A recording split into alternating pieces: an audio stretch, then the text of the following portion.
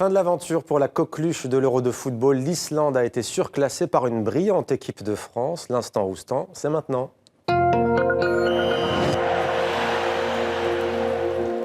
Bonsoir Didier. Bonsoir Mohamed. Ravi de vous retrouver. On va jeter un coup d'œil au tableau complet de ces demi-finales de l'Euro qui se jouent en France.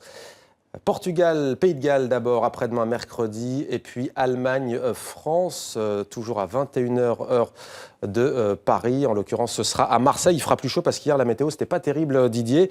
Le Brésil sur votre maillot, ça veut dire quoi l'équipe? Je reconnais Pelé. Ah, Pelé, chemise. là tu as Jairzinho et là tu as Tostao. C'est quoi, c'est un hommage à l'équipe de C'est le Grand France, ça y est? Brésil. Ah non, je ne veux pas faire de peine à l'équipe de France, mais bon, personne à cet Euro n'arrive à la cheville de ce Brésil, Mohamed. Soyons sérieux, vous n'étiez pas s'emballer. certes. Faut pas s'emballer parce qu'on n'a pas de point de repère dans la mesure où on a rencontré des équipes largement inférieures. Ouais. On attend le vrai test. Et déjà, par rapport au tirage au sort, qui nous avantageait considérablement, c'était fait pour, un petit peu, le pays qui reçoit, on se doutait bien qu'en demi-finale, il allait y avoir un France-Allemagne. On ne pensait pas que l'Italie était à ce niveau. On n'est pas passé loin d'un France-Italie. Alors, c'est vrai qu'on attend beaucoup de cette rencontre. C'est un festival de buts quand même, on les voit à l'image. Oui, non. Ça a été vraiment une très très belle soirée. L'équipe de France, je veux dire, a réalisé l'essentiel. Efficace en tout cas. Voilà, efficace, 4-0 à la mi-temps, finalement 5-2. Les Islandais sont méritants parce que là, ça sentait le 6-7-8-0. En deuxième mi-temps, ils ont gagné 2-1 quelque part. Ouais. Ils ont eu beaucoup de mérite, mais la France était largement supérieure. Justement, un mot sur cette équipe d'Islande, Didier.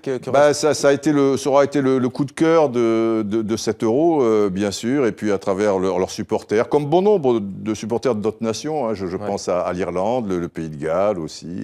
Avec le fameux clapping, c'était mal parti, qui a fait le tour du monde, on le voit à l'image. Avec les hooligans russes, et ça se finit bien. Ça c'est bien arrangé. L'équipe, le quotidien sportif français, Didier, titre presque parfait contre l'Allemagne, jeudi soir au stade Vélodrome. Il faudrait être parfait, voire plus que parfait, non? Au moins parfait.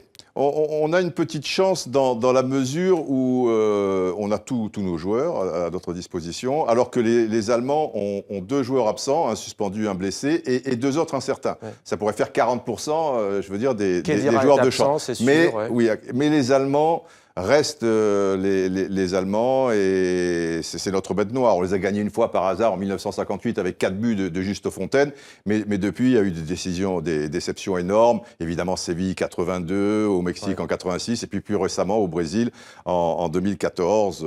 Donc les Allemands, vous connaissez la formule de Lineker, le football est un sport qui se joue à 11 contre 11, et à la fin c'est toujours les Allemands qui gagnent. Alors là, on verra jeudi. Pour une fois. En tous les cas, la France a un atout, c'est votre geste du jour. Cet atout, c'est une entente quasiment parfaite entre 2 hommes, 2 joueurs. Oui, absolument. Les 2 que voici, donc Giroud et Griezmann, si vous voulez, c'est Boulay-Bill, c'est Placier des Museaux. Si on veut un parallèle footballistique, bon, c'est Vialli et Mancini, c'est Graziani et Pulici, c'est Toshak et Keegan. Et encore une fois, il y a eu un but où l'entente est vraiment parfaite. Si vous voulez, le ballon est envoyé ici par Pogba très fort. Vous allez vers le ballon, mais moi je sais déjà que vous allez faire une feinte. Donc ça veut dire que je ne m'occupe pas, je sais que c'est toi, c'est Boule, je suis Bill, et je file. Ouais. Tu vois, et Griezmann file, tu fais la feinte, et après il part seul au but, il pique son ballon parce qu'il y a une précision chirurgicale dans ses face-à-face. On terminera sur cette accélération. Mais ce n'est quand même pas